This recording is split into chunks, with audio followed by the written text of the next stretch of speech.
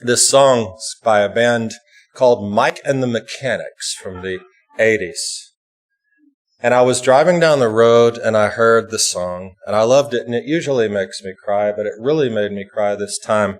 The lyrics in that song toward the end of the verse, he says, I wasn't there that morning when my father passed away. I didn't get to tell him all the things I had to say. I think I caught his spirit later that same year. I'm sure I heard his echo in my baby's newborn tears. I just wish I could have told him in the living year. You remember that song? We can listen as well as we hear. Yeah, well, listen, it's been one hell of a week, just to put it like it is. It's been one hell of a month and year. And my goodness, this week I was so incredibly heavy, so incredibly burdened, and I thought to myself, man, what is going on? And I realized it's Tisha B'Av, and that happened Thursday, and that always happens. And for those of you who aren't really familiar, Tisha B'Av, the 9th of Av, it's the the remembrance of the destruction of the temple. And there's this 3-week period from the 17th of Tammuz, the month before, to the 9th of Av that's just heavy. But every single year, even though the 9th of Av is coming, I always have these really hellacious weeks leading up to it. And then I remember, oh my goodness, it's the 9th of Av. I'm supposed to feel like crap. And when we read the book Eicha, right, Lamentations, we read it. What a depressing book. Except for one little snippet in chapter 3. But in my mind, I keep returning, he says, and I have hope and I see, but the rest of it, wow. But we read it and we got through Tisha B'Av, and then, you know what, it should get better, but it didn't. And you know what I did? I decided, well, let me read Ecclesiastes. That's a really uplifting one. Which basically just says, you know what? This is it, man. Live life. Enjoy it. And my goodness, man. But guess what? It hasn't passed. It still feels heavy because the truth of the matter is it's a depressing time in the history of the world. Aren't you glad you got up out of bed and got all dolled up and dressed to come to Shabbat and be uplifted by that? But it's not supposed to be that way, especially right now. Because after Tisha B'Av, we move into these special readings that are called the Haftarot of Consolation. And we begin with this very special one today that we read that says, Nachamu, Nachamu, Ahami Yomar Elohechem. Comfort my people, says your God. And 6 more from here that lead us into Rosh Hashanah, and it's supposed to be beautiful. It's Shabbat Nachamu, but the year is telling me this year, Shabbat not for you.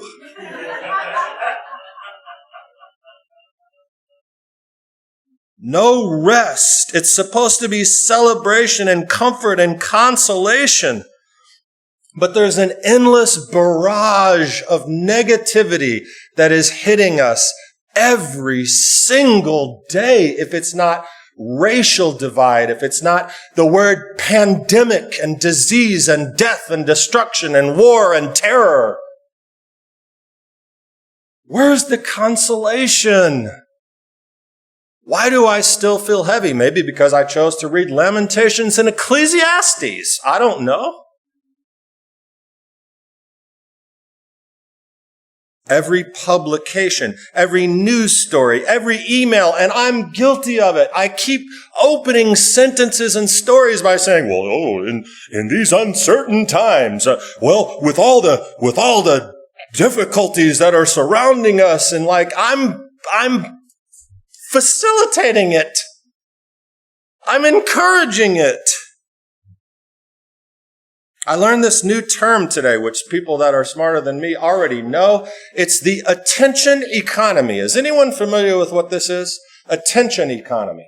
It's a version of economics, which this is from Wikipedia. Pardon me, I did verify the source. Attention economics is an approach to the management of information that treats human attention as a scarce commodity and applies economic theory to solve various information management problems.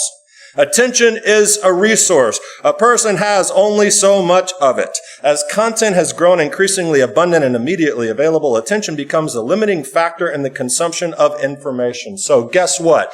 If they can control your information, you only have so much room for it. And when it's all bad, this is what it feels like. My dad, who always has some word of wisdom for me, every Thursday I'm in the OR with him this on doing laser surgery. Last Thursday, he told me this. It feels like our country is on life support. We're just like, we're not dead yet, but we're barely alive.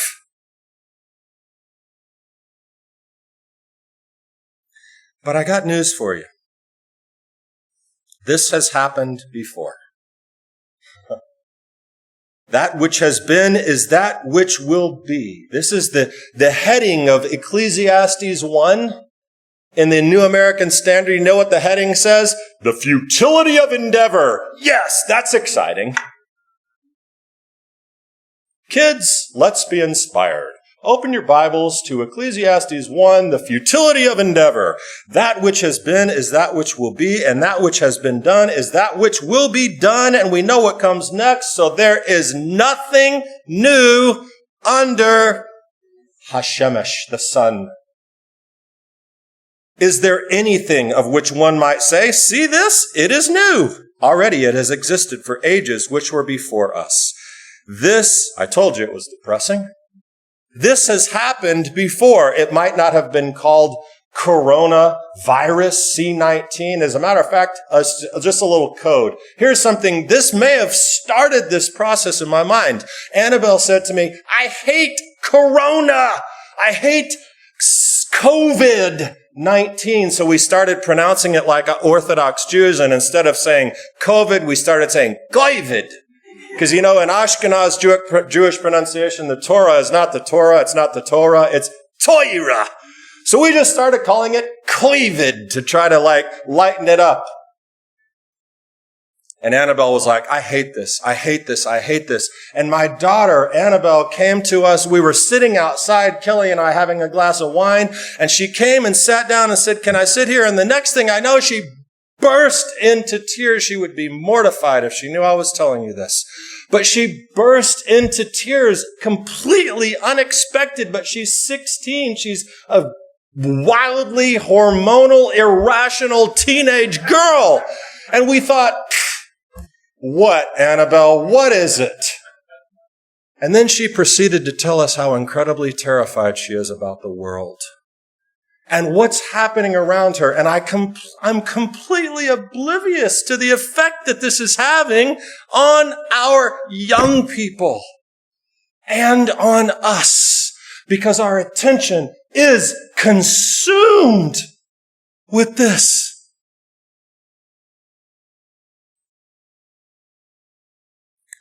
Kelly, my stalwart, faithful Eshet Chayil wife, we've had these conversations. It's weird. And then I read this quote from Henry David Thoreau. It's not what you look at, it's what you see. Bam! Thank you, Hank. It's not what you look at, it's what you see. You see, Tisha B'Av, it's about destruction, and that's all I feel right now.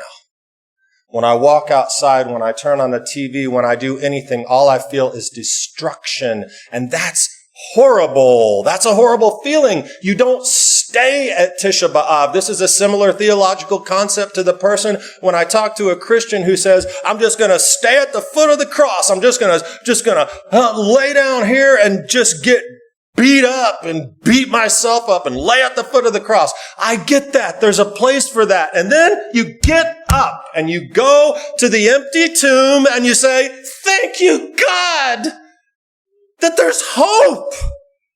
I'm not going to sit here and wallow in this.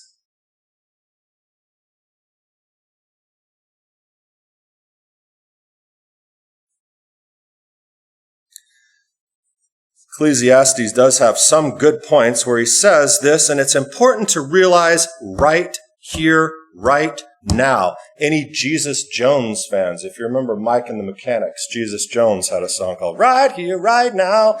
This is what Ecclesiastes says. There is an appointed time for everything. There's a time for every event under heaven. Do you hear that? God is never surprised, and everything's on schedule, just like he wants it. Time to give birth, time to die, time to plant, time to uproot what is planted, a time to kill, a time to heal, time to weep, time to laugh, time to mourn, time to dance, and a lot of other times. A time to love, a time to hate, a time for war, a time for peace. That's scary, but that's happening. This is the time. And here's another great quote from Teddy Roosevelt.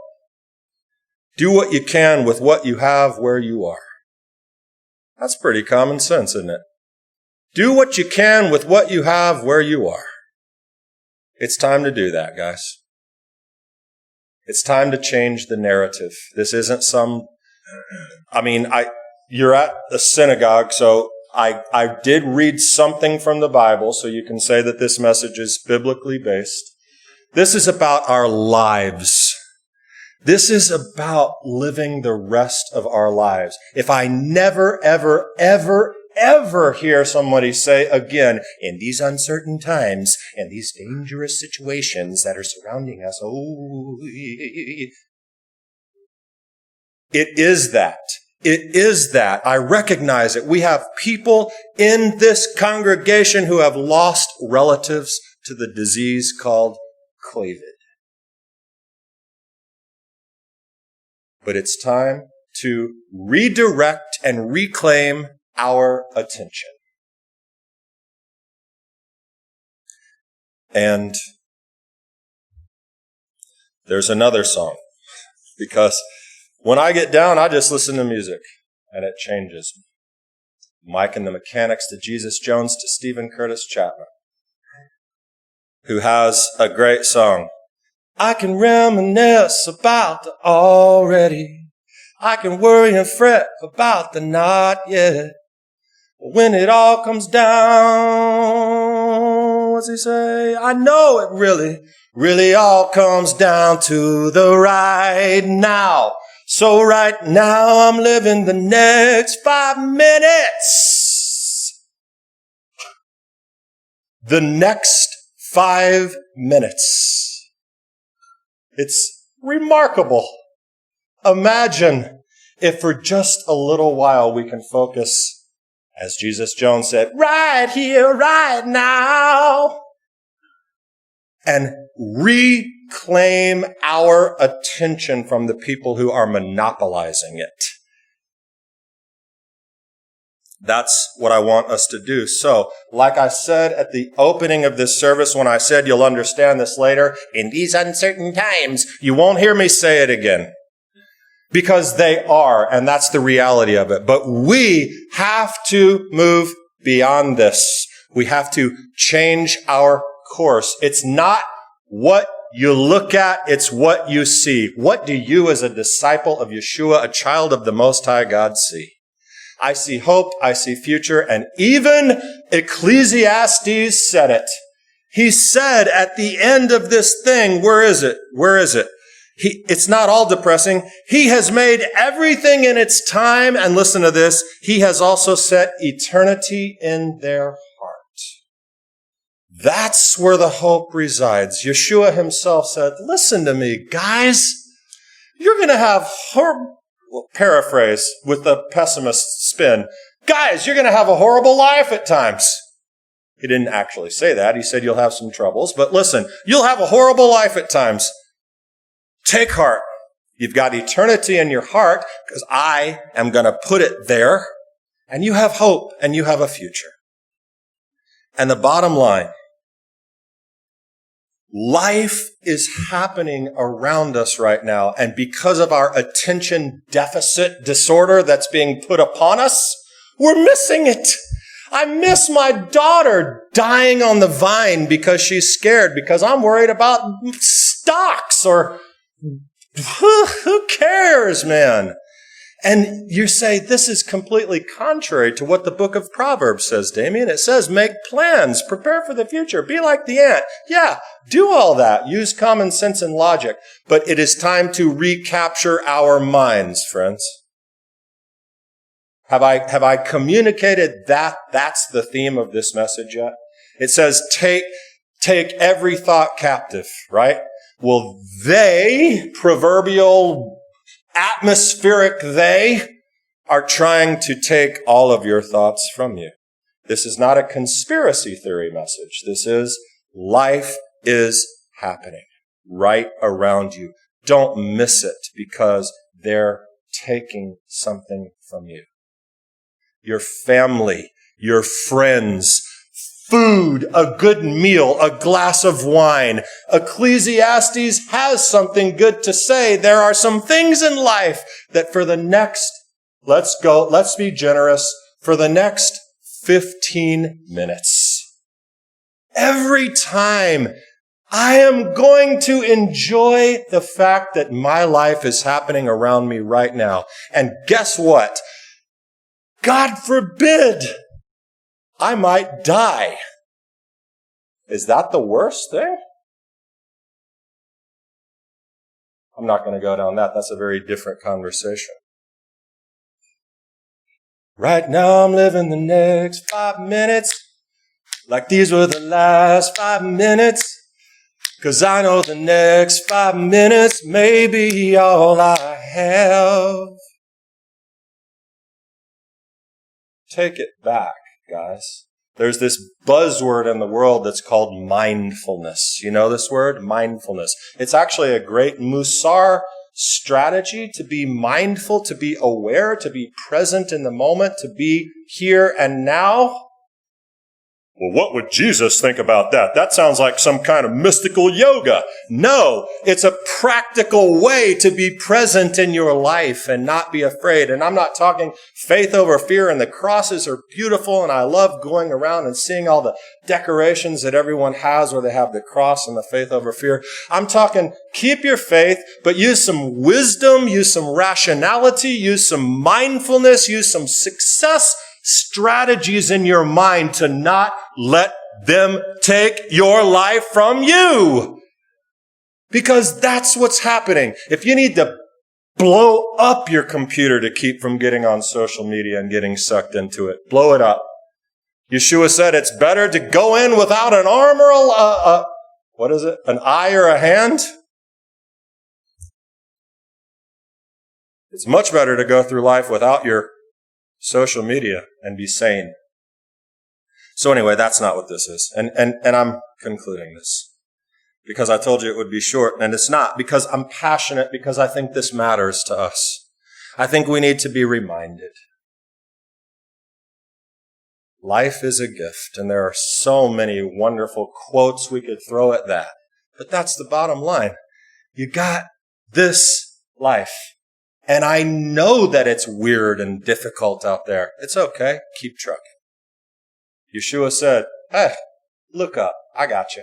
It's all good. God's got you. Rabbi Akiva, after the destruction of the temple, I'll just read it to you. Rabbi Gamliel, Rabbi Elazar ben Nazariah, Rav Joshua, Rav Akiva, they were walking towards Jerusalem, and when they reached Mount Scopus, from which it is possible to see the Temple Mount, they tore their clothing. When they arrived at the Temple Mount, they saw a fox running out of the area where the Holy of Holies had been. They began to cry, while Rabbi Akiva started laughing. They said to him, "Why are you laughing?" He replied, Isaiah the prophet said, I will bring 2 reliable witnesses regarding my people, Uriah the priest and Zechariah ben whatever his dad's name was. The verse in Isaiah makes Zechariah's prophecy dependent on Uriah's. I'm going to translate this. In Uriah's case, it is written, therefore, because of you, Zion will be plowed under like a field. In the case of Zechariah, we find yet again elderly men and elderly women will sit in the streets of Jerusalem. Now that I have seen the first prophecy fulfilled, that is that destruction surrounds us everywhere. The world seems to be at an end. Our holy temple has been plowed under. What hope do we have? Now that I see that, I can laugh with hope, because if that one got done, then the second one will get done, which says, I can see Zechariah's prophecy that men and women will again sit in the streets of Jerusalem. That prophecy too will be fulfilled. And hearing that, Rabbi Akiva's colleague said to him, Akiva, you have comforted us. Why? Because it's not what you look at, it's what you see. Don't hide it under a bushel. Good King James language. I don't even know what a bushel is. Hide it under a bushel. No, I'm going to let it shine. Right? So here's where this ends. I was in Kroger. Got to wear a mask when you go to Kroger, right? So it was Shabbat. I was going into Kroger. And it was Shabbat. Did I tell you that? It was about to be Shabbat. And I was super excited because it was about to be Shabbat. And I'm walking around and I'm smiling at people. And I go to the cash register and I buy my stuff.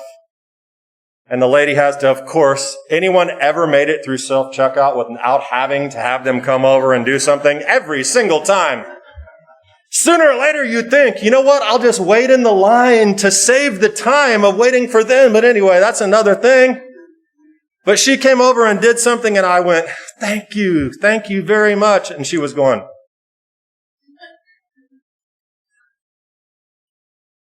And I realized it. I totally forgot about this. And I couldn't see her face and she couldn't see my face. And all the joy is hidden. And we can't even smile at each other anymore in a Kroger.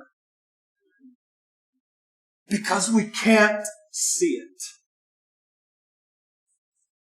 This is not a political statement about masks or anything. I could care less about masks. But what I'm saying and why I'm doing this is because that represents to me everything that I'm trying to say to you right now. It's not what you look at. It's what you see. See the smile behind the mask, and for God's sake in heaven, even if they can't see yours, let your light shine right now. Let's take it back. Amen. Shabbat shalom. We're building the kingdom and thankful that you're a part of that mission. If this teaching inspired you, please consider a financial gift to support the work of Shalom Macon. Visit MaconMessianic.com and click Give Online. May the Lord bless and keep you.